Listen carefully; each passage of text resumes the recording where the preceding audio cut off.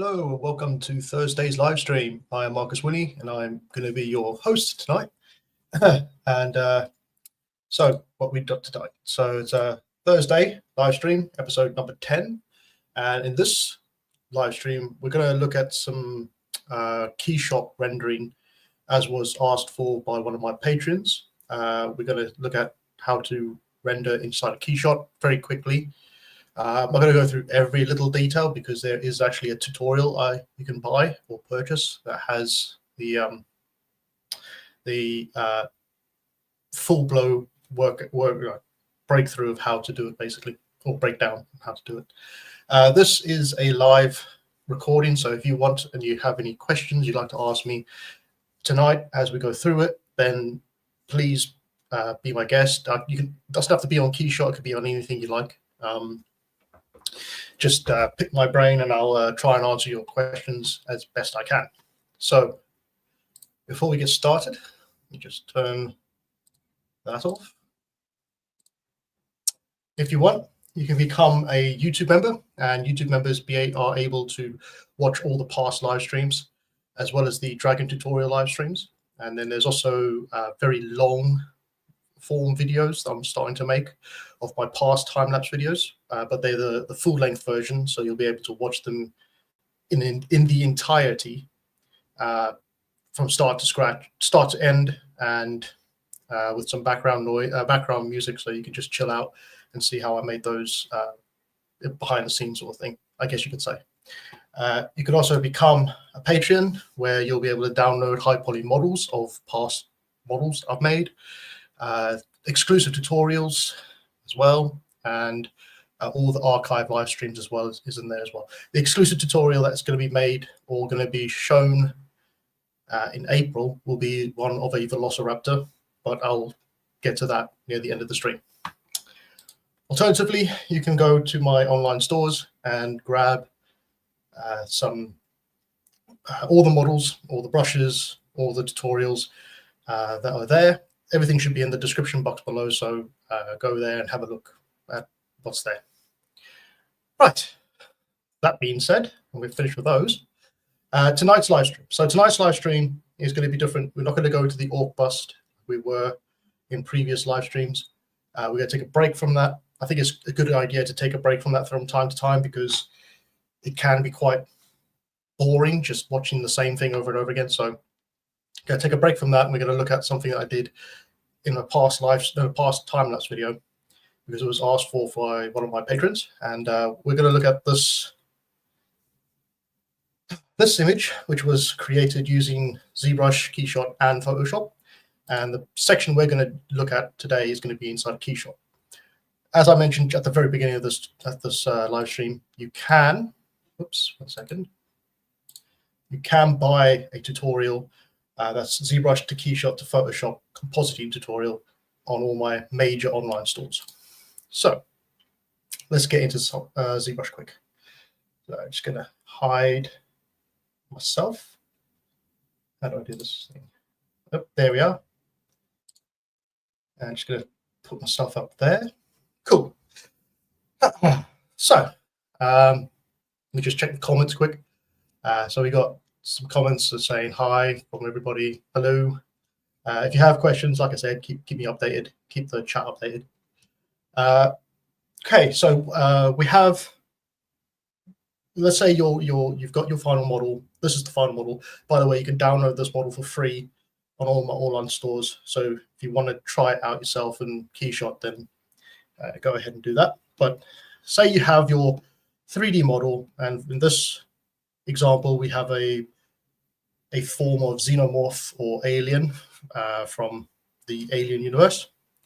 And we're finished with the high poly model. It's mainly used for concepting. This is going to be mainly used for concepting. So don't worry if it looks a bit bland. It looks a bit like it's not completed, because it was a speed sculpt as well. But the essential idea for this is to be a concept. So we have the textures, we have the high poly, we have the pose done, and we have the base for it to stand on. We've done all that. The next stage is to render it. Now, I'm going to be using I think it's an old version of Keyshot. Just one second. Yes, I'm going to be using Keyshot 9, which is quite old, but it still does the same as other Keyshots, I believe. It's just a very old. It's an older version, I guess. I got a question here from Joseph, one of my members. Could you recommend an alternative for that hair BDM brush you showed last week? Sadly, it is unavailable in my region. Oh, I'm sorry. I believe you. Yeah, I can. If you're a Patreon, I think you are one of my patrons. I will get the VDM brush to you. I will send it in a Dropbox for you if that helps. Okay, so where was I? Yes, we have our model, and what we'll need to do is take this model into Keyshot. I have a plugin inside of ZBrush, and you'll usually have a plugin for ZBrush. If you go to the render section up here, and there's a thing called external render. Now I'm using ZBrush 2022.0.7. I believe the latest ZBrush has actually got its own rendering system with Redshift. I believe they're using that now because they're owned by Maxim, so they'll be using that. And you don't have to go outside of ZBrush, which is one of the good things. But I tried it because I was asked to try it for one of the first testers to try the latest 2025 ZBrush in the early stages, and I found it was really cool. But I still had more control inside of Keyshot, so I decided to use Keyshot instead. So first thing I want to do is click on Keyshot. Now this little button here is going to come up and say, do you want to auto merge? And I normally turn that off because I don't want anything merged. I want them to just come in as is. Oh, by the way, talking about mergers, this model actually came in a few pieces. So the teeth and the body were separate pieces. I decided to merge them because I don't like a lot of pieces inside a Keyshot when I'm working with creatures. If it was a sci-fi armor or something like that, you would probably have separate pieces to your armor. So you could sort of section them off and add different materials to them. But because this is an organic creature, I decided I'm just going to add it all together, and then I'll just sort it out inside of Photoshop afterwards. So that's why there's only two pieces, the ground floor and the model itself. So coming back to here, turned off auto merge, and then all you got to do is hit the BPR. And that's going to start to do the ZBrush to Keyshot. If you look at the top left-hand corner here, you can see it's going ZBrush to Keyshot bridge. And that's going to load up Keyshot for me. It's going to take a little time to do. Now, this is very taxing. This is going to be very taxing on your machine. So make sure you have a quality machine or at hand with enough technical stuff. I'm not a technical computer guy. I just bought what I thought was good for art and 3D. If you want to ping someone who knows more about these things, then go ahead. But for me, I don't know that much about the inner workings of a computer. At the moment, the machine I have is actually running on I think it's an RTX 3090 graphics card, and I couldn't tell you the CPU right now because I haven't looked at that for years. So I'm not the technical guy. Cool. So it's loaded in, and at the moment, it's running render constantly. So it's constantly rendering. That's why your machine might feel a bit sluggish, or it might look like it's overheating a bit if you start to move it around. You can see it's constantly updating the real-time render inside of Keyshot. If you want, you can actually pause the render, but you can't then rotate around. You'd have to unpause it to be able to rotate around your image or your model. Or you can do performance mode, which is going to give you better performance, but the sort of visuals won't be as good. This might help if you are actually working on something that is quite heavy. Then you can just use the performance mode, especially if you know how the light is sort of hitting your model or anything like that. You could just use the performance mode to get around your model quicker. Now, I'm not going to go into 100% detail on how to use Keyshot because I myself am novice still. I know enough to get this model to look how I want it to look for concept work. But I'm not going to go in and start explaining what reflection is and what this and that and all these little things that, you know, a look dev artist would know or whatever. Typically, you don't need to understand it 100%. You just need to know how to have your modeling, because the model's already modeled and it's also already posed. So you're literally just using Keyshot to get a good render out, because the majority of the work then will be inside of Photoshop to make it look better. So with that being said, first thing I'm going to do is turn off performance mode. And I'm going to right click on the model. I'm going to edit the material, just so I know it's that material that I'm selecting, because when ZBrush imports everything, it imports it with these ZMatte, ZBrush, all of them have the same material ID, which is just maddening. So if you really want to know what you're selecting, you can either right click on the model that you want to change the material, or you can go to scenes and come in here manually and do it like this. Now, the floor base, for some reason, came in 2 sections. Not a problem, because you could just put the same material on both pieces and it'll just merge those materials together. So don't worry about that. Cool. So we have the model selected. I'm going to edit material. For organic pieces, I normally just come into the type and go to advanced and slap on the translucent material. This is just going to give you the translucent, what do you call it? Descriptions here, so sliders and stuff, you know, the adjustments and stuff. So first thing I want to do is turn the surface up to white. Also, bear in mind, this is a better way to do it than to come over here to materials and then drag the material onto the model. It's better to use these pieces here before doing anything there with materials. It's just an easier way, I guess. We could add some subsurface scattering as well. So if you wanted to add some subsurface scattering, you could add some subsurface scattering to it. And basically, I think I've mentioned what subsurface scattering is multiple times, but I'm just going to explain a little bit more again. So subsurface scattering is kind of the way the light goes into organic or goes into a surface, and the light bounces around inside the surface and then pings out. It all depends on how viscous, I guess, or solid the material is. If you look at your hand and you put your hand up to a light, you'll be able to see some redness in the very thin parts of the skin, and that's your subsurface scattering going on there. So it's very noticeable on ears. So that's what subsurface scattering is, the amount of light that is absorbed into the model before it's pushed out again. So you can see here on the rib cage, we have quite a lot of subsurface scattering going on, and that's controlled by the translucency here. So, oh, I forgot to put the music on, guys. Sorry. Got to have background music for Chill Thursday. There we are. Hope that works. Yeah. So, yeah, subsurface scattering going on in the rib cage here.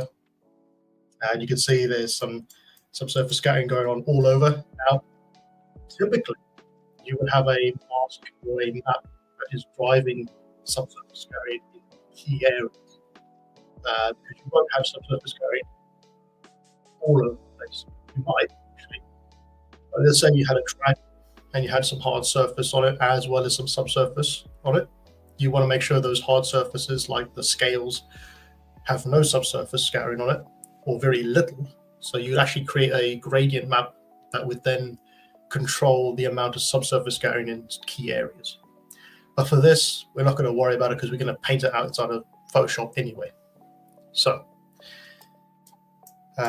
with translucency, I'm just going to bring this down a bit so that's not so in your face. And then the best part is when you add the specular, because right now it's just very flat. You see, it's just a very flat model because there's no specular highlight going, and that's because specular is actually turned off. So we just want to turn that on. Now you can go all the way up to the top, and that'll make it really reflective, or you can just come down slightly in the more of a whitish grey, and then use that as your base for your specular. Just got a question here quick from Joseph again. In your Keyshot time-lapse videos, the water in the foreground is added in Keyshot also? Yes, so when I do foreground like water effects, I usually create a plane inside of ZBrush, which would be the model for the water, and then I will using some custom sort of materials that I've created, I'll then add those on to that plane, and that will give that water ripple effect because they are driven by some bump maps. So the bump maps are driving the watery shape, and then that will make it look like it's rippling water, but it's just a sort of cube or plane that's got a material on it. Should have actually probably done that for tonight. Actually had a model in here to show that effect, but we can leave that for another time. We can leave that for a much bigger scale design if this one goes better or goes well this live stream. Okay, so we have our specular map on. Specular map on. It's just specular highlight on. And then you can use roughness just to add some roughness to the skin so it's not so shiny. You don't want to have it like a window or a mirror. You kind of want a little bit of dullness in the skin. So you want to probably, well, for this model, because it's an alien, the aliens are normally quite wet. So you don't want it too dull, but you don't want it too shiny. So yeah, best guess, I guess. And then we have the reflective index here, or refractive index, which is the value defines how much light bends when reflected. It gives you a bit of an example. If you hover over any of these sliders, it will just show you a little bit of an information what these sliders are and stuff, which is quite handy actually. I think this 1.3 is what I normally use for skin. It tends to work well. Okay. So global illumination. Now, sometimes I'll use global illumination, sometimes I won't. I'm not sure what the difference, how much of a difference it makes, especially when you take it into Photoshop. You're going to do it all over again, or you're going to do like compositing passes inside of Photoshop. So I'm not quite sure how much it helps when it comes to rendering, but you can turn it on if you so wish to. And let's just isolated that model there with the global illumination. It's not on this material down here, so it's only on this material which is assigned to that model there. That's not looking too bad. And you've got textures here. So the texture we are using is actually coming from the poly paint that was inside of ZBrush. So it's actually moved all that poly paint information inside of ZBrush to Keyshot on your model. So you don't have to go and make UV maps of your character and then, you know, bake out or export the texture maps to put onto your character when you put it into Keyshot. It doesn't need to do that because it's just a reference of your model from ZBrush. Now, if you had a perfect model and it had some UVs and you didn't want to take it into, I don't know, Marmoset, or you didn't want to take it into Unreal Engine, you could export all those maps, bring it into Keyshot, and plug it all inside of Keyshot if you so wish to. But for concept purposes and for things like this, I'm just going to keep with what I already know from ZBrush. So you can plug in your own maps, but it's not really needed. So you can change the brightness of your map, which is a little bit of a helpful thing, because sometimes you'll bring your model in and the textures will look quite dull. So you can either turn up the brightness of it, or you can turn it down. Just gives you a little bit more freedom in that regard. And you can turn the contrast up or down as well, depending on what you want to achieve. Now, it's not good to do all of this with this white background unless you're going to use a white background to show off the model, right? Just turn this roughness down a bit. It looks a bit dry. You see, the only other thing you have to worry about is leaving the image to render or cook enough so you can see the detail, because it might look all right when you're sort of rotating around very quickly. You're saying, oh yeah, it looks really cool. You know, you got the specular highlight there, or that. But unless you leave it to render for a lot longer, you won't see the final piece, and you go out and you render it into Photoshop, and all of a sudden it's like, oh, okay, that specular highlight's not enough. So a lot of the time you'll have your model in one position whilst you do some tweaking here and there, but you want to wait a little while to let the image catch up. So that's just another point to make. But like I was mentioning, with the environment, if you are looking to just have a nice white background to show off the model as is right now, perfectly fine. You can use that. But if you want to sort of give the concept or the character a little bit of life in the scene, it's better to use some environments. So coming over to the environments tab up here, you can see we have loads of environment images in here, and I've also imported a few that I found from online. I forgot, was it HD Heaven, HDI Heaven or something? HDMRI Heaven. I think that's what the site was. Anyway, it's a place where you can go and download free images, HDMI images. And so we got the environments here. So you got interior and studio lights and all those sort of things. So these are pretty good for what you want to achieve. You don't have to go buy packs and all these other things. You can do quite a lot with just what they give you.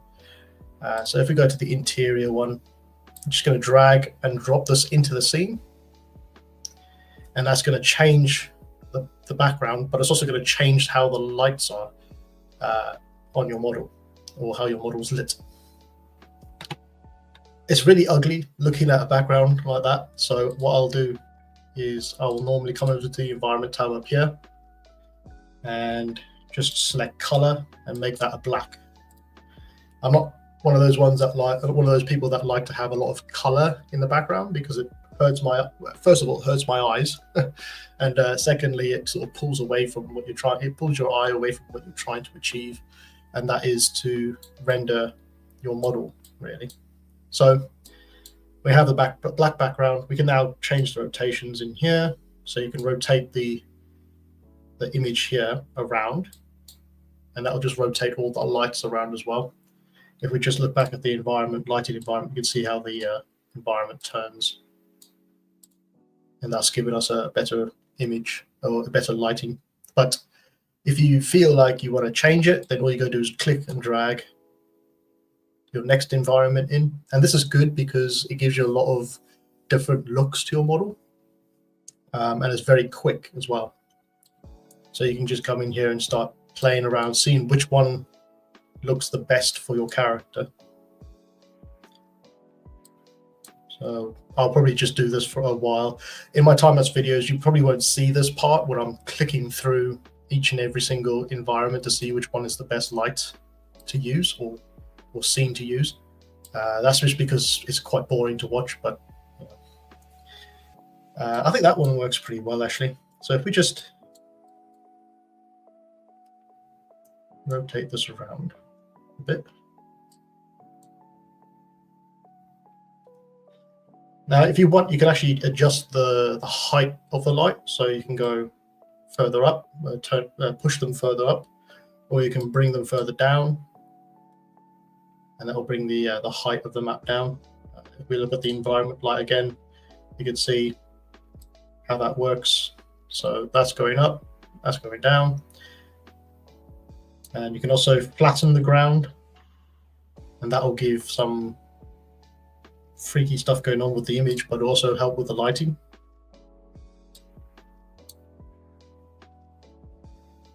Yeah. If you guys have any questions, please ask, because this is a Thursday. So if you want to ask me any questions, then go ahead. It doesn't have to be about the model. It could be about anything in general. If you have any questions about other stuff.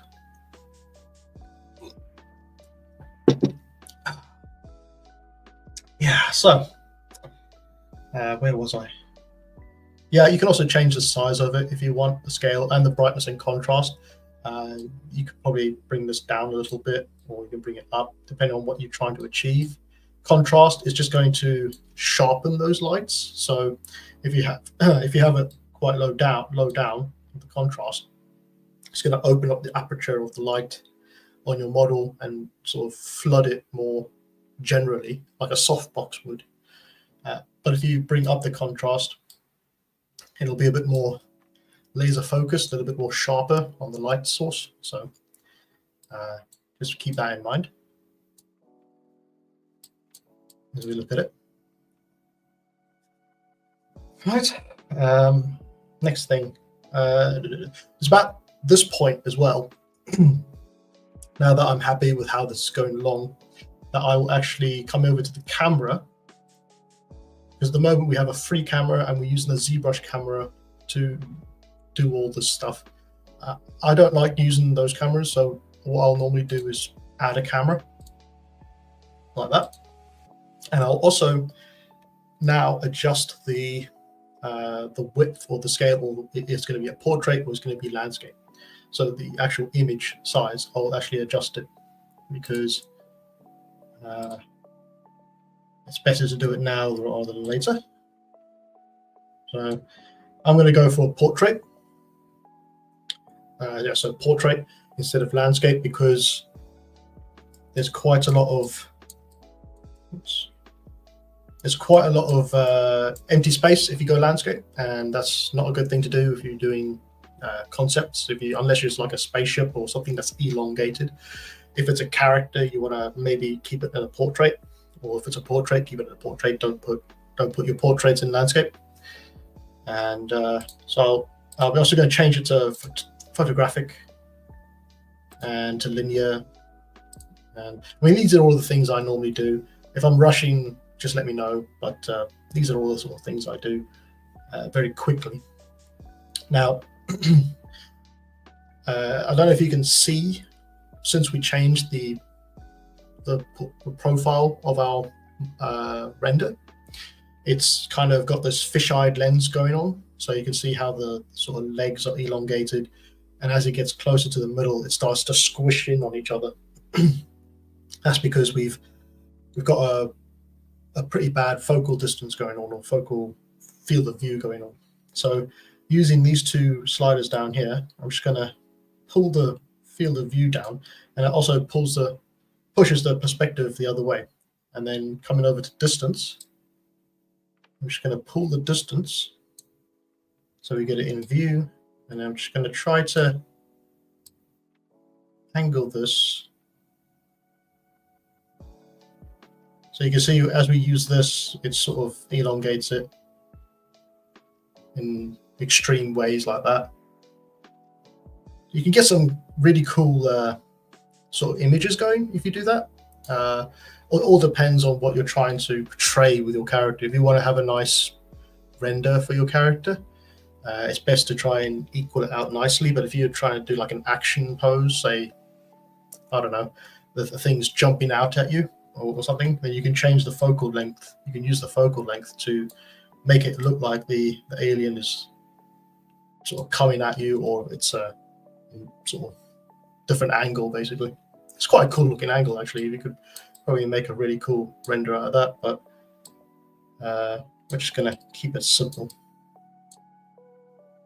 Now, there's no worry about the base getting cut off either. So you don't think that because you have a base, it has to be all in the same shot. You can actually cut out the base because it's just there for something for your model to sit on. I'm also going to change the twist of the camera. So these are the camera controls here, right? And you'll find that you're going to be minutely doing some minute tweaks here and there with the camera every so often. But the first thing I would do is make sure that it's set to 0 on the twist, because I don't want the camera angled at a weird angle. And then you got the inclination, so you can rotate this further around. I think we got the focal view is a bit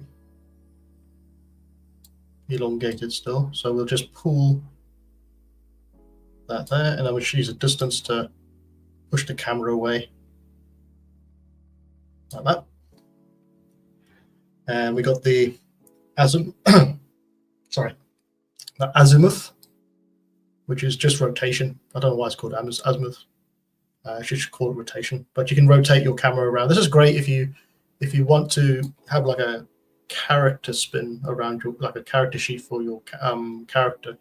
You can duplicate, well, make sure you save your camera first, then you can duplicate your camera, rotate it, save it, duplicate your camera, rotate it, save it, and then you can switch between cameras and you can get like a 360 sort of position for different images. And it works really well with this. It keeps the camera still and it keeps the model at the same distance, really. Cool.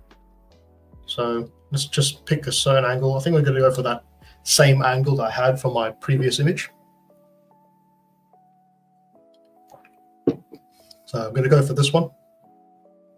Now just jump into environments quick and just to see what happens if I rotate this light source around a bit more.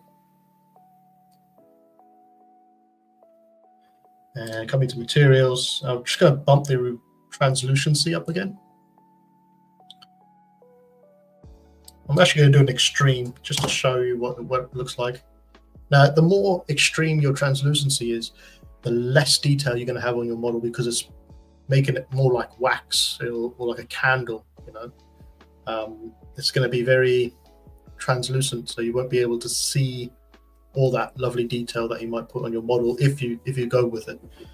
So just be very careful on how much you use. So if we took this to, let's say we took this to 10 just for a test, you can see now it's trying to push that light through very hard edges and very thick parts of the body. We don't want that because that makes it look very waxy. I mean, you probably would like that, but for this model, we don't really need that too much, because we want those shadows and those sort of cracks and crevices all over our model to be seen as darker parts. Cool. The floor of our character here. Now, as I mentioned before, I actually have some textures here that I've created, but these are mostly like rocky textures, I guess you'd say, ground textures. But what I'll essentially do is I'll just pick this up and slap that onto the model. And as you can see, it's still got this one here. So if you want, you can pick the same material and put it on top, and that's going to just cancel out the duplicate material and give you just one material. Now I'm just going to come into this one and show you what I've got going. So I kind of got two images here, the same image, and one of them is color and one of them is bump. That's the best thing about this, is that you don't have to actually create a bump map. You can just use a color map or texture map and just plug it into both, and you'll still get the same information, or the right sort of a good enough information to it. So if we go over to the bump one, we can change the width and scale of these bumps or this map, and we can make it slightly smaller so it looks a bit more scale wise, it looks a bit more like it fits. And don't worry too much about the ground, because you can always change that inside of Photoshop later. You've got the roughness here, so you can make it slightly shinier if you like, just to reflect it a bit more. But we're not focusing on that, so don't worry about the floor too much. That'll do for what we want. So the brightness for this, you can pull this down or pull it up if you like. Now, this would be perfectly fine. I've got a question here. How did you do these materials, substance? No, these materials are just all inside a Keyshot. I think I go over them in the tutorial, Keyshot tutorial that I showed you before. Let me just, yeah, so if you, this Keyshot tutorial, you'll be able to make those materials yourself. It's all done inside a Keyshot, and it's all basic manipulation of materials inside a Keyshot. So yeah, but none of these were done inside a Substance. Where was I? Right. So this actually this light source that we got here, environment light here, actually works pretty well for what we wanted to do or what we're trying to achieve. You could from here just go and render out all the different images that you'll need to composite inside of Photoshop later, just using this as your base light. But if you want to add more light or more specific light, then you'll have to add them inside a Keyshot using the particular method that I've been using for a while now. So, but the first thing you need to do is actually save your scene, because as soon as you click off of this camera and go to the free camera, it's not going to remember any of these settings that we have here. Even if you lock it, it won't remember these settings. So the first thing you want to do is go over and save your scene, basically. So I'm just going to save as. Just going to pull that outside here quick. You don't want to see all the rubbish on my folders. And 1 second. Alien scene. Here we are. And now that it's saved, it says that it doesn't need to be changed anymore, or it doesn't need to be saved anymore. And it's saved all that data of that camera. So now you can lock it and come over to the environment tab, or edit, sorry, and go to add geometry and add a disk.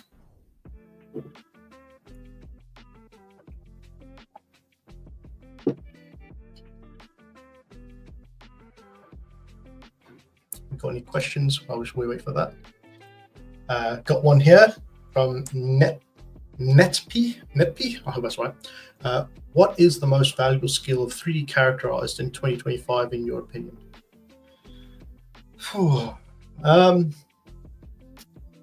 Most valuable skill? Well, that's a hard one, because everybody keeps talking about these AI sort of models and things like that. So it's just kind of trying to keep away or keep updating your skills to keep up with AI. But I'd say the most valuable skill you can have as a 3D artist in today would be, well, you got to know the basics. I would first start with the basics. If you don't know the basics, then you're not going to sort of get anywhere. The most valuable skill in 3D, I'd say, would be rigging. It's not even got anything to do with the modeling or animation. It's actually rigging artists that have very good skills in rigging a character will be the ones that will probably flourish the most or get a job quicker than most. Also VFX artists. I'm not talking about VFX artists, the ones that do the 3D models or anything like that. I'm talking about the VFX artists that work with simulations and like fire, water, and all those other sort of simulations and stuff. They are highly sought after in the games industry, because a lot of them go to the film industry. So when you get a VFX artist, 3D VFX artist in video games, they try to hold on to those people the hardest or the longest, as well as the rigging artists. There's a lot of stuff going on now with the metaverse and with the meta creation, so character creation in meta. And if you can expertise that, or make that something that you learn like heavily, I think you'll do well as well, because they're really trying to push character creator and metaverse a lot of that stuff at the moment.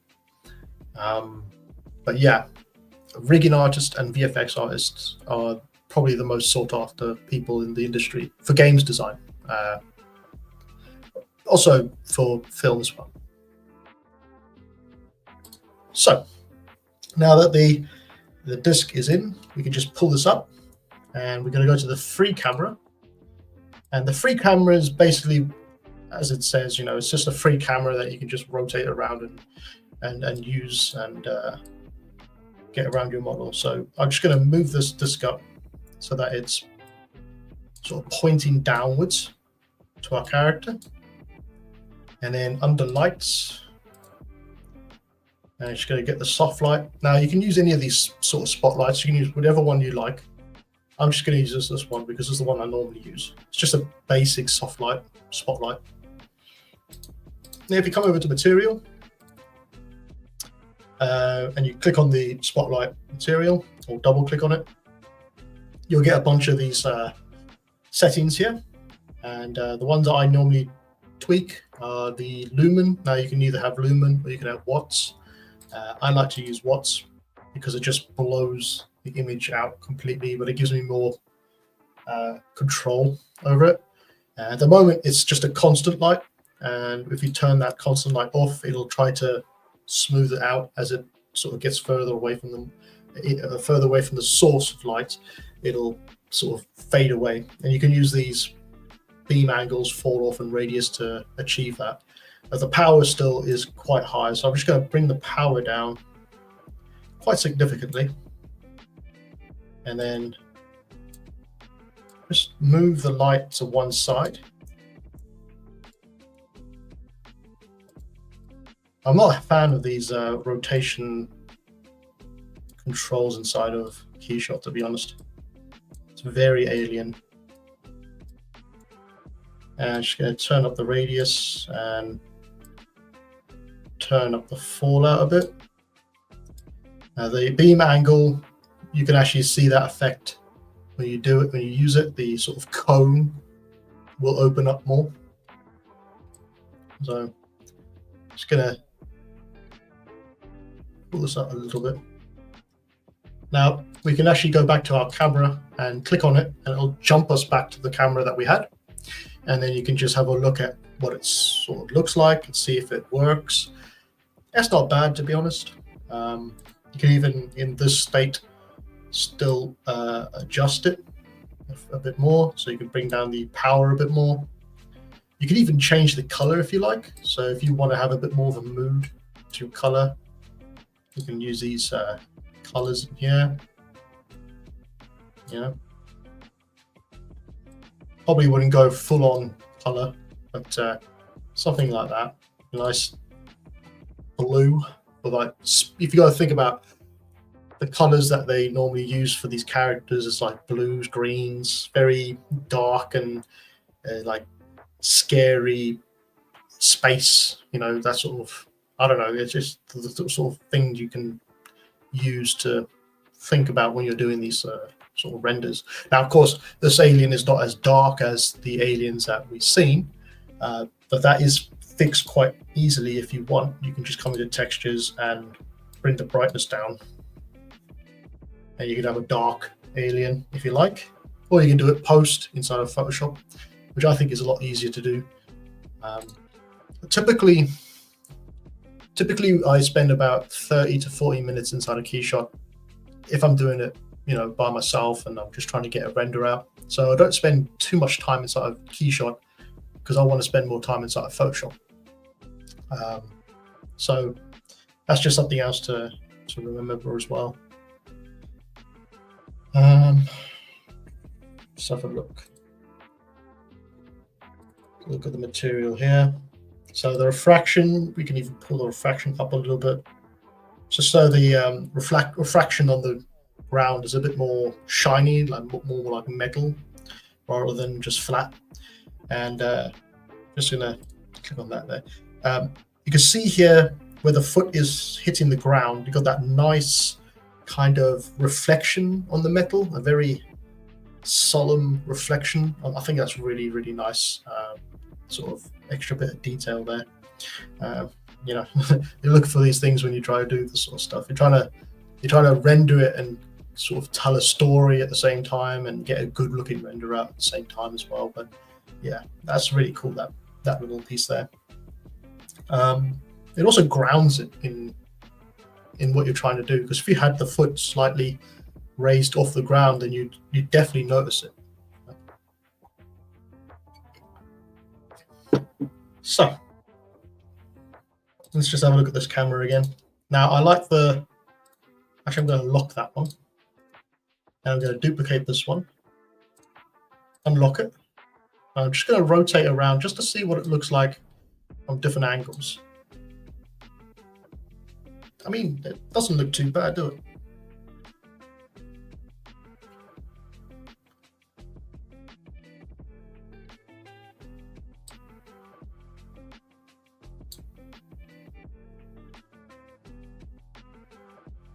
Might just take the brightness down a bit on the environment and let the cone light or the spotlight do most of the heavy lifting when it comes to lighting it. And also, you can also probably turn, let's leave it. I was going to push the height of the light up more, but I think we're going to leave it where it is. And maybe we'll turn off flattened ground so we can get some of that light going along the surface of the ground here. I think that looks really nice.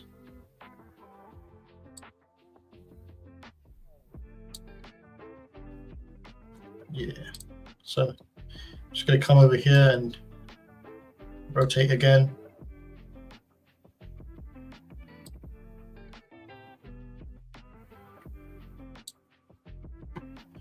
So you kind of want to have really cool looking renders. You want to have really cool pose to look at as well. I'm just going to quickly look at an artist. We'll find an artist. 1 second. Let me just change the music as well. I think we're all dead of this music. Yeah, let's have a look. You just give me 2 seconds. We'll let the image cook for a bit so we can see what it looks like as I try and find this artist I had.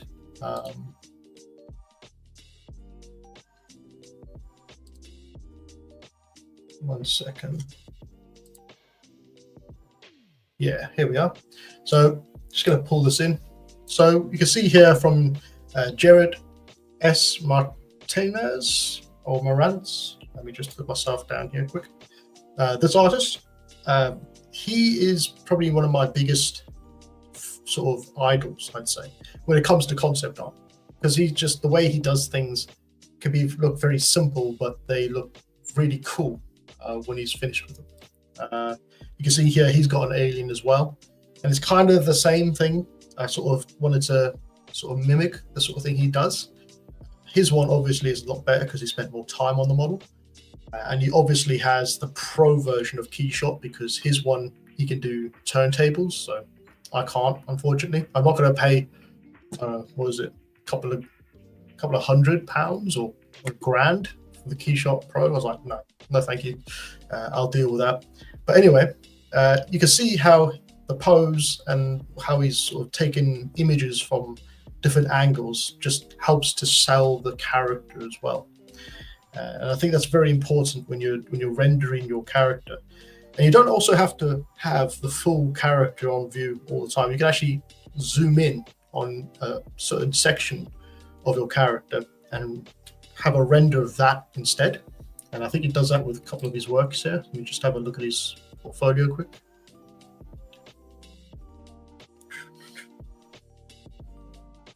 Yeah, he's got a lot of really cool work in. I highly recommend, if you want to do something, or if you want to have some sort of concept sort of inspiration, definitely go to this guy, because his work is just amazing. Yeah, and you got the turnarounds. You can do all that inside a Keyshot. He's got his movie turnarounds, which I'm really jealous that he can do that.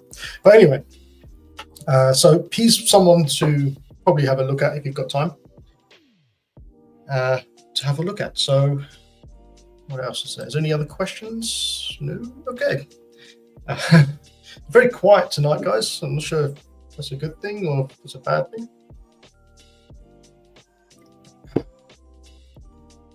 Just gonna move myself back up here.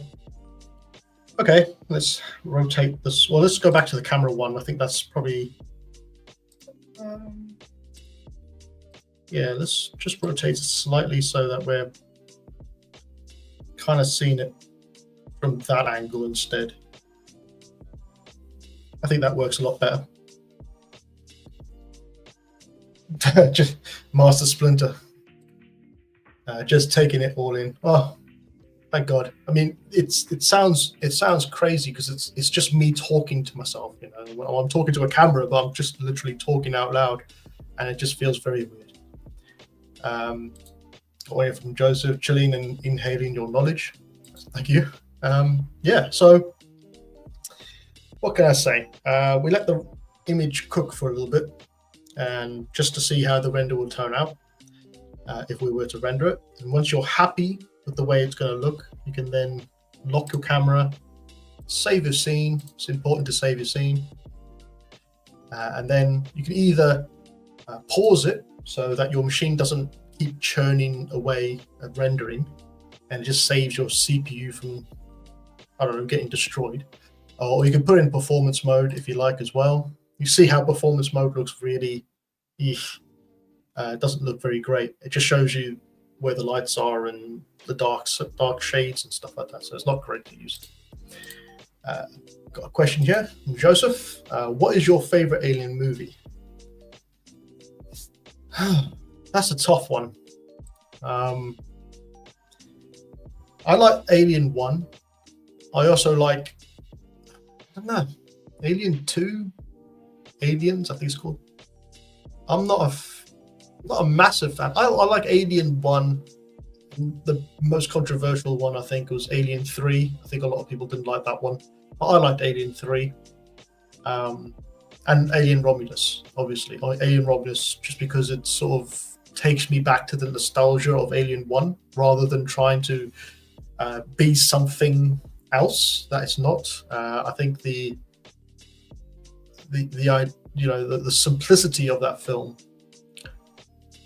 as being in the Alien universe, but completely its own sort of story arc. You know, it doesn't have to rely on the Ripley arc as much.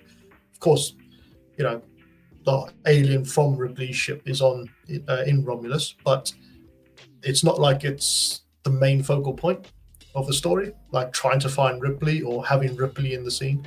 I think it holds its own against the others.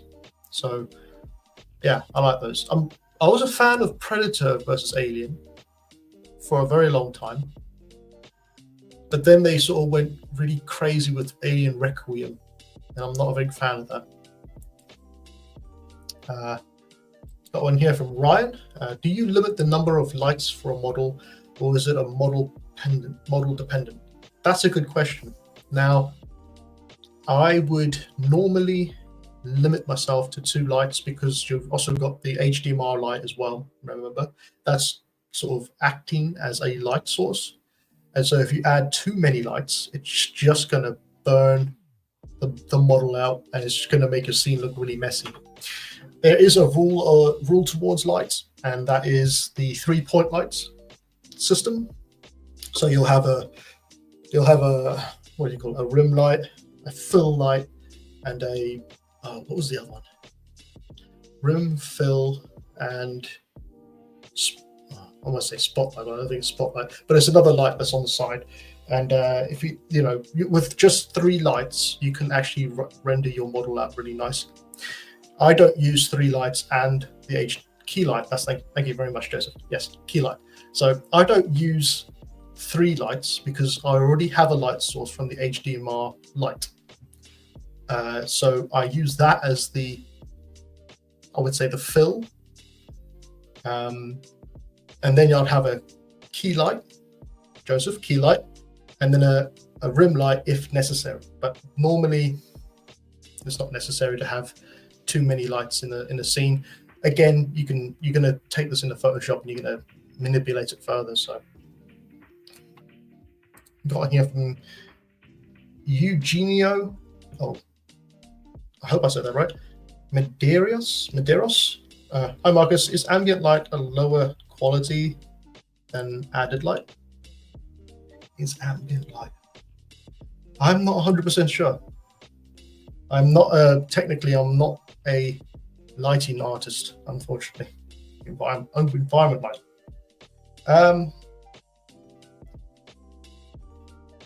No, I don't think ambient environment light is a lower quality because it's taken from an actual image. The source, the light source is coming from the image and not from the light. So I don't see why it would be a lower quality. Good question, though. Maybe one for the lighting artist. I mean, I'm not a lighting artist, so. But yeah, definitely something for the lighting artist to probably pick up. Yeah, good question. I have to get back to you on that one. But yeah, so we'll now let this image cook for a while, and we can see how the final piece will look. And before we go any further, you can actually come into lighting, and you can adjust some of these if you want, but I'm not going to adjust these because there's just no point, seeing as we're going to manipulate it inside of Photoshop afterwards anyway.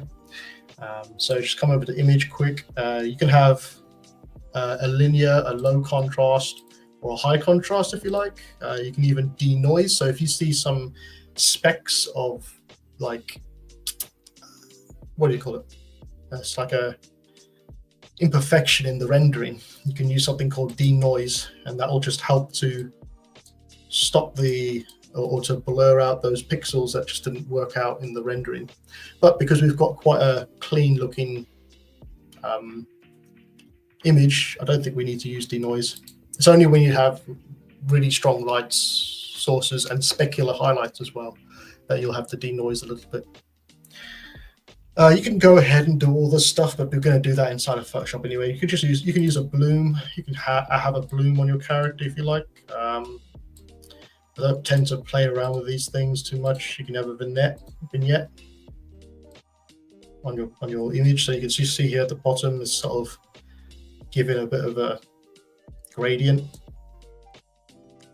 You can add some chromatic aberrations if you like.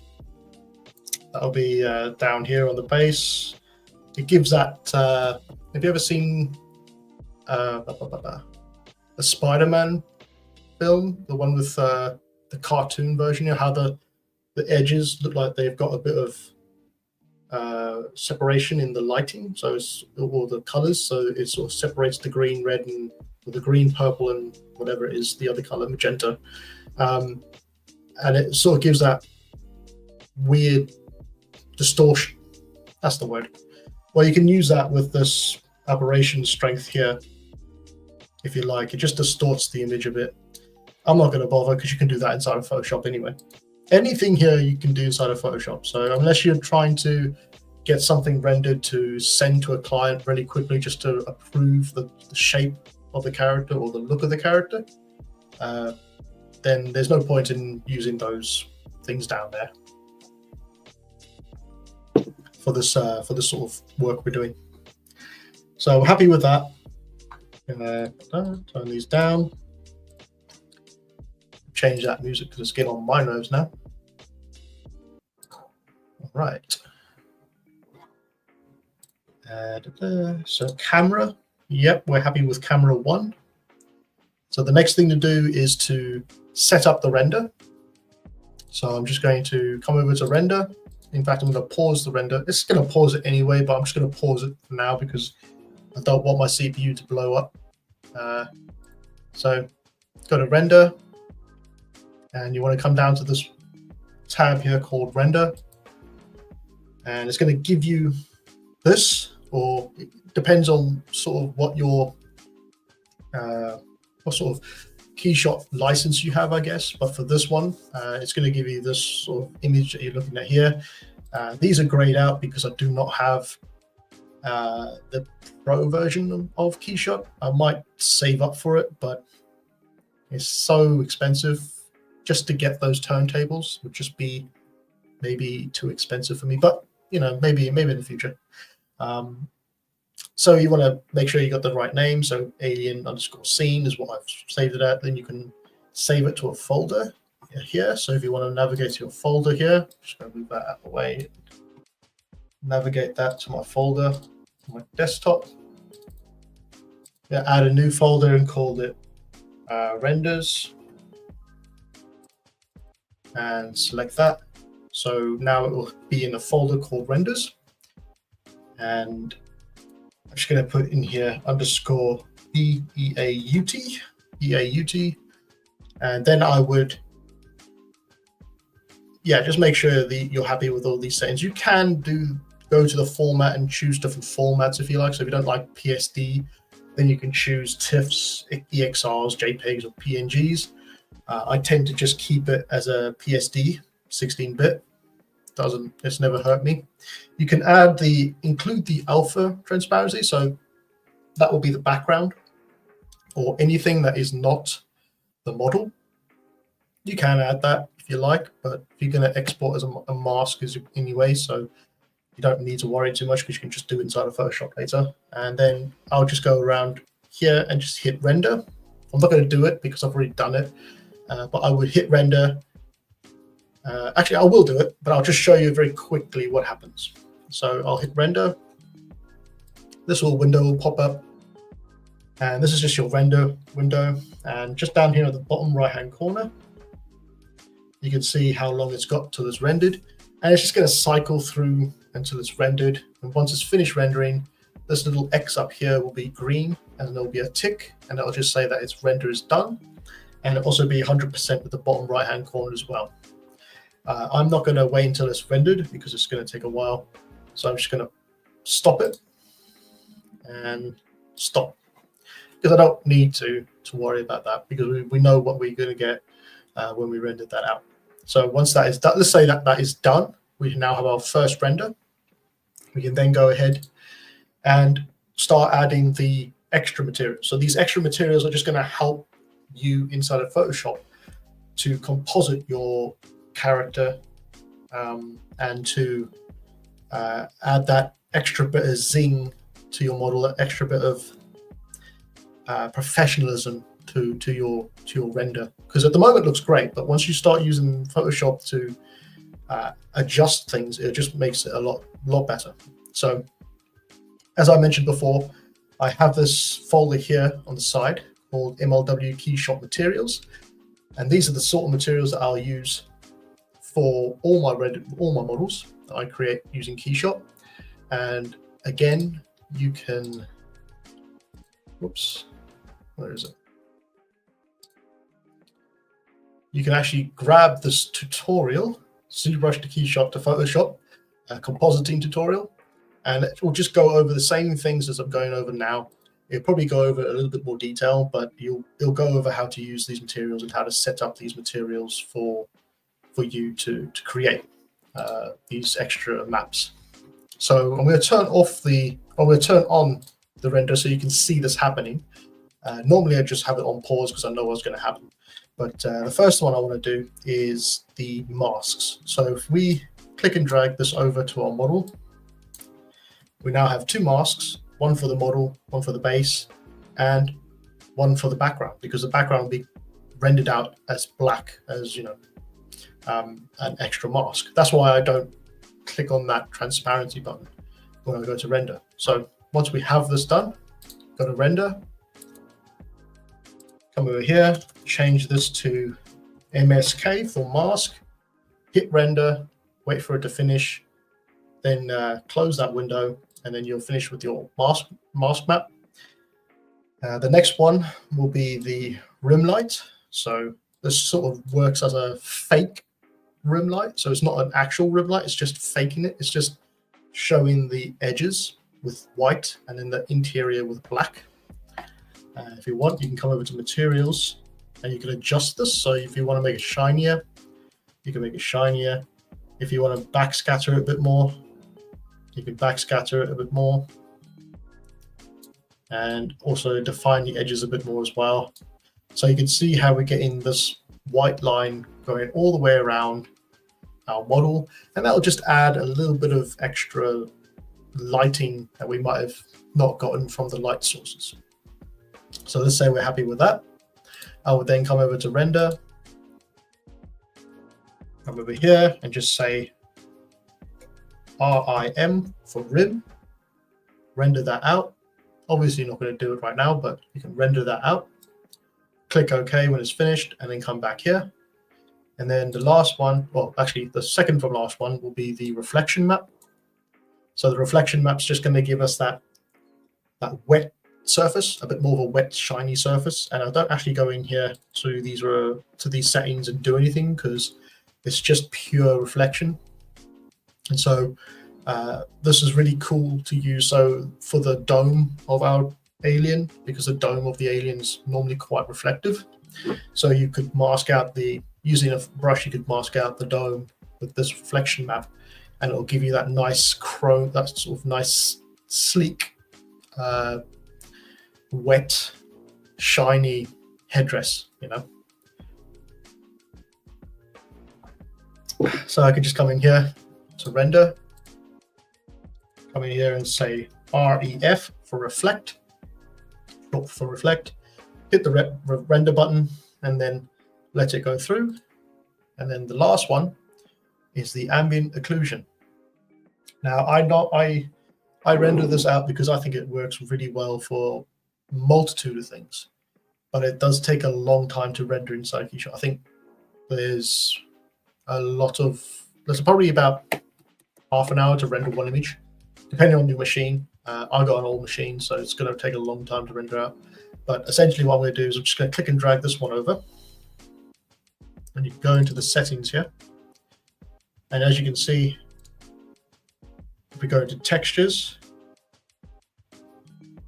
we have a button here called samples. And we kind of want to push that all the way to the top. But I'm not going to do it just yet because it's going to take a long time to render. I want to get all the other stages done first. As you can see right now, it looks cool.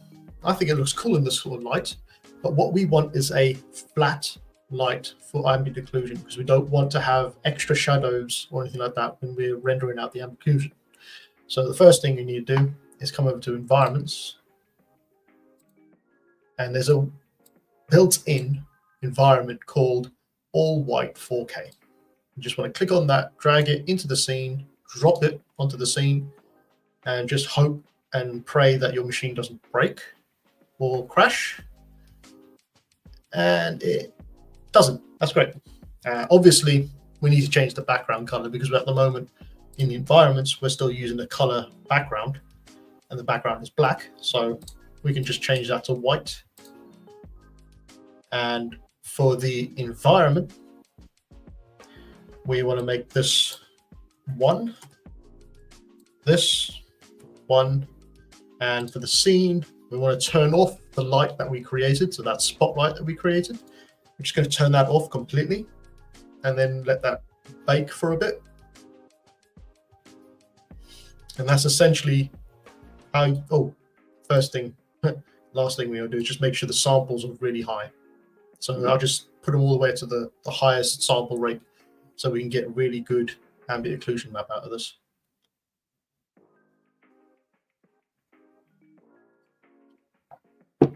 Got a question here from NetP. Oops. Asking rendering in ZBrush versus Keyshot. I guess what you're asking is, do I prefer rendering inside of ZBrush to Keyshot or Keyshot to ZBrush?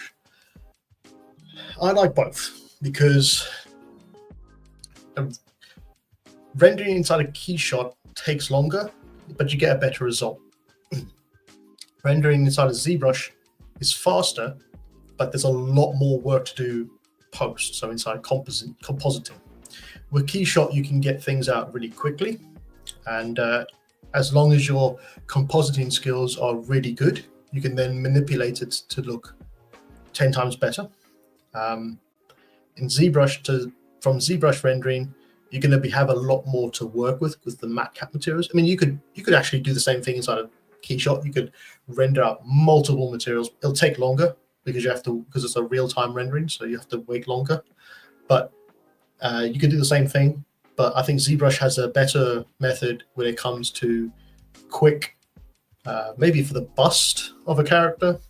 Full characters, you can do full characters. I've done full characters before, but I switched over to Keyshots for full characters.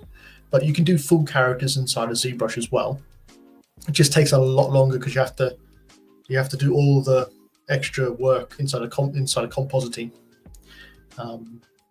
But yeah, I think Keyshot for full characters, ZBrush for busts or smaller parts of the character. So if I was to do a face, I'd do it in ZBrush and I'd quickly render it out into Photoshop. But if I was doing a full character, I'd take that into Keyshot, then render it out and put it into Photoshop.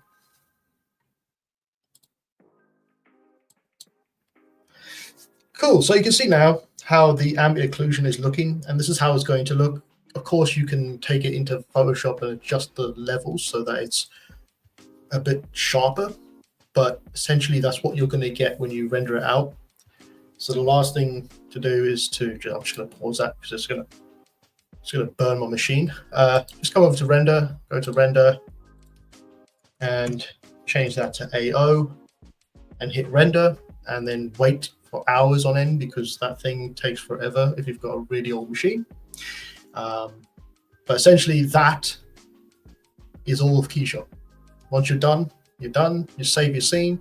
You can come back to your scene and you can do some character turnaround. So you just do the same process, but you do multiple characters and change the rotation and take photos of every single angle, just like we saw with the other artist. And then you can go into Photoshop and composite them later. But that's essentially how I do everything inside of Keyshot for my concepts. And then lastly, I'll bring it into Photoshop. So say that we opened up Photoshop and we imported all the materials. So you have your RGB, which is your, this is actually from the previous model that I created, but you'll have your RGB. Oh, I forgot about the matte material. Let me just jump back into Photoshop quick, into Keyshot, sorry. So I'm just going to undo everything until I get back to what we had. Here we are. So we also want to bake out a matte material. This matte material will help with putting drier areas on your character. So if you say that this is our render that we have, but we want to add some dryness to some parts of the skin, we can then take a matte material or a matte render and use that and mask it out in key areas that you want to have less wet or less shiny, right? So for the floor, basically, you can use that matte cap material or the matte render, sorry, to mask out the floor and just bring down the shininess. So what we need to do is come over to the material. So this is for the body, and I'm just going to turn down the index to around 1.2 or 1.02, and we're going to do the same thing for the floor. I'll just bring up the roughness for the floor as well. We try and get rid of this light source as much as possible. And for the skin, sorry, I'm just going to turn off the transparency or translucency. I'm just going to make that black. We don't want the translucency going through it. And this will give us our kind of matte image that we can use to then mask things out inside of Photoshop. So of course you come over to render, in here, type in matte, render it out, and you've got yourself a matte image to use. And I'll just bring back Photoshop again. So inside of here, you can see the difference between matte and glossy. Like that. See? And then you've also got your Keyshot reference light or reflection light, sorry. That's just reflecting all the background on your character. And then you got your rim light, or your fake rim light. And then you've got your ambient occlusion as well.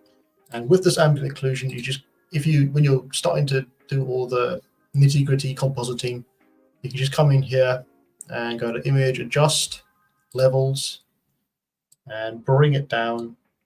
So you define those ambient occlusion areas a lot more.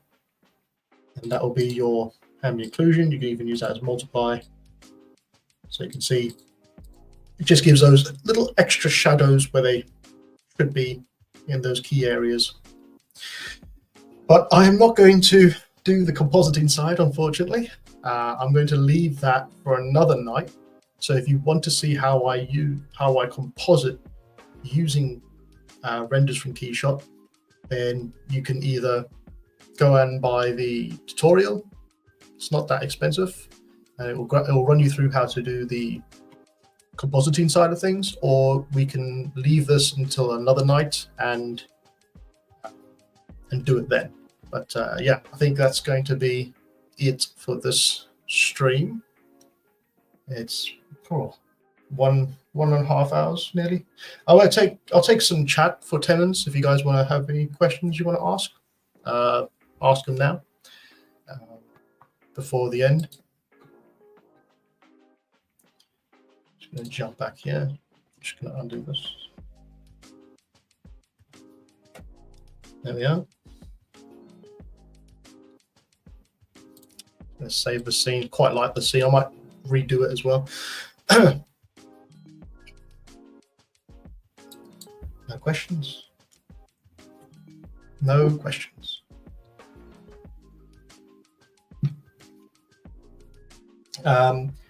So we've got in another 2 weeks' time, we're going to have another portfolio review. So if you want your portfolios reviewed by me, or you'd like me to look at your artwork and give you some helpful tips or anything like that, then keep them at hand for the last Thursday of this month and for every month. And I'll look into getting your portfolio on live stream so we can sort of discuss or chat and see where you want to point your portfolio to in the future. Got one here from Comics Legend. Do you ever do any post-processing in Photoshop, making adjustments and paint overs? Oh, you mean, so whilst I'm sculpting, do I take a model from the sculpt, or whilst I'm rendering, do I take that, put it into Photoshop and do some sort of quick paint overs and stuff like that? Occasionally. Yeah, if it's a very complex model, I'll do that. If it's got something like, I don't know, if it's a sci-fi model, or if it's a particular alien that I think needs a bit more work, I might take it into Photoshop and just do a little paint over here and there. But it's never seen because I keep forgetting to save the Photoshop scene. But yeah, you can take your model. You could take this one right now into Photoshop. So if we came in here and we said, okay, let's have a look here and see what we can paint on this character. Where's my brush? Where's my pen gone? Oh. Right. Yeah, so you could come in here and you could say, okay, this is really cool. I mean, it's a bit far gone to do this at this point because we've already got the model here. But if you were to maybe get some sort of feedback from an art director, they might do this, or they might do this on your image. So they might say, okay, we like the headdress, but can we have it sharper like that? Just paint some rough shadow under here and then blend that in a bit, and then use the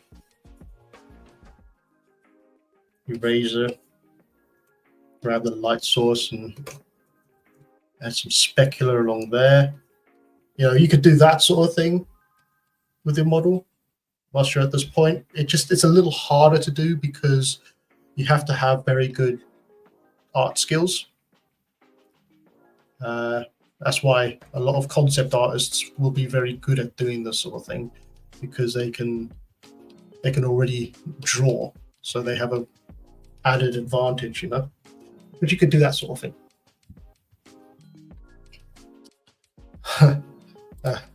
It actually looks cool. I bet. Thank you. As a very quick, it's a nothingness. Don't worry about that. But thank you. Yeah.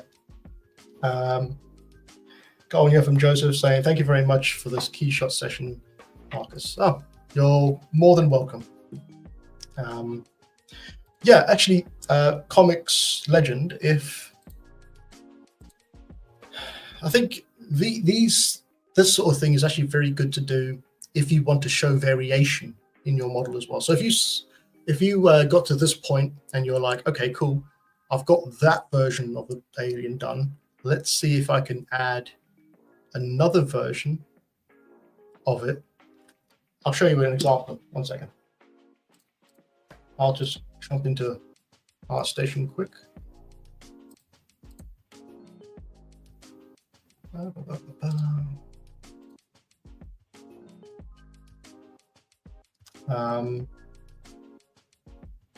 Monsters. Okay, I'm going to bring this guy's artwork back up again. So in here, I think this guy was a concept artist before a 3D artist. So in here, you can see, if you scroll down, you'll be able to find images of his that he's painted over for multiple models. I believe it's in here. Multiple variations.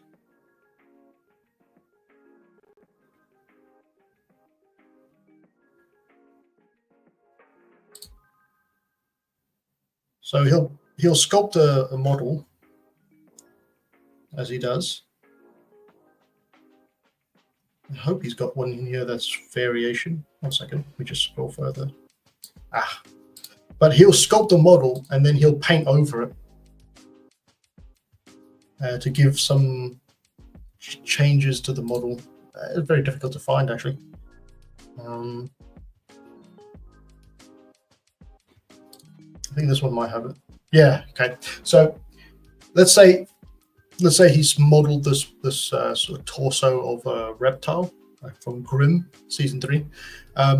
Then he'll have the same image like this one, and he'll just paint over using a mixture of real photos, as well as brushes and stuff like that. And he'll show the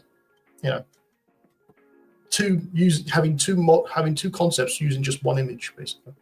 You could do the same thing for the sort of alien. So let's say that's one of them done. Okay, so what's next? Okay, let's say we want, I don't know, an extra pipe at the back. You know, you could just, instead of going and modeling it, you'll just come in here and you'll add one very quickly. I mean, this is very bad, very shoddy, but you'll try to do that, or you could even duplicate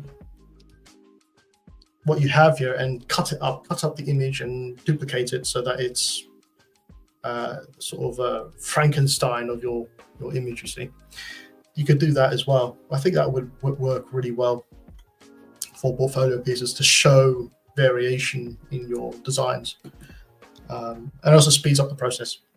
And you're not limited to just this one or this image. You could go into online and you can grab images from online and chuck them onto your model. Cool. All right. I think that is going to be it. I think I'm tired. I'm knackered out. I can go on forever, but I'm so tired. Okay, cool. So let me just get full image here. I just want to say thank you to a few people before I finish this live stream. Again, if you want to become a member, or my YouTube member, you can become a member for I think it was $4.99 a month, which is roughly 49p. You know, a 49p a video, because I'm gonna have extra videos that I'll be giving to my YouTube members only. So for 49p, you'll get, you know, hour long live streams. And then you can also become a patron. I'm running out of steam here, guys. You can also become a Patreon where you can grab high poly models, tutorials, videos, you name it, you can grab them, money off on my online stores as well.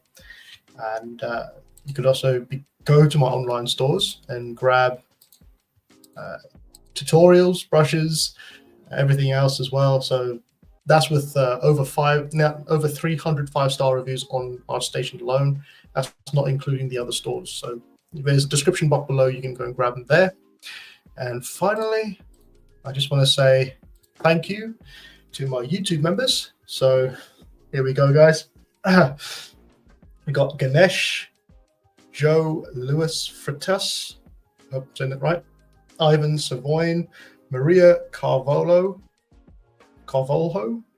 Nicholas Anastasio, Tierra Pong Modsalas, and a Japanese name that I cannot say. I can't say any of these names, but I cannot say for the life of me. Then we got the 1 monthers, which are Nitze Hacht, Dave Newhouse, Jace Burgoyne, Artser, Matteo Selek, and my 2-month member, who will soon be followed by others, I hope.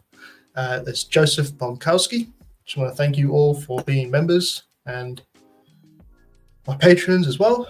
I'm just going to name tier 3. We got Aaron Todman, Anno Ganesh, Erwin Vandermine, Wayne, Fernando Cisneros Pasos, and Hofi76.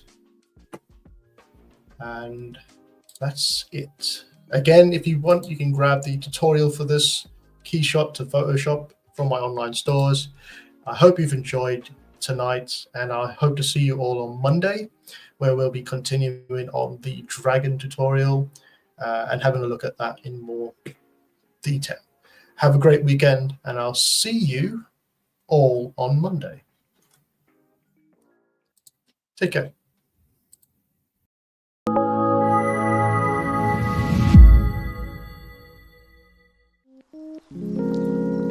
Thanks for watching. If you're interested in more exclusive content and want to support my work further, then please check out my Patreon page at MLW_creative for more. Also, view past live streams you might have missed in Tier 3 tutorial support, where I will be archiving future streams moving forward. If you are interested in other full-length tutorials, brushes, and models, then check out my online stores for more useful content. I would also like to thank all my subscribers and patrons for supporting me for this long. Again, thanks for watching and stay safe.